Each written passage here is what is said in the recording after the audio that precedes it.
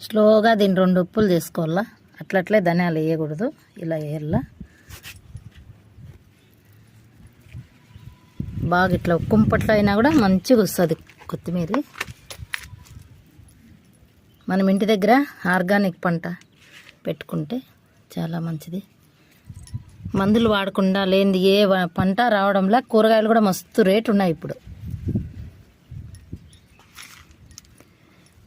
Compost వేస్తేయచ్చు, లేకుంటే మట్టిలో కూడా వచ్చేస్తాయి.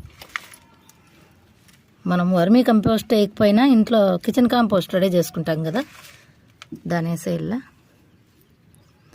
నైస్గా ఉండాల, రాళ్ళు ఉండకూడదు.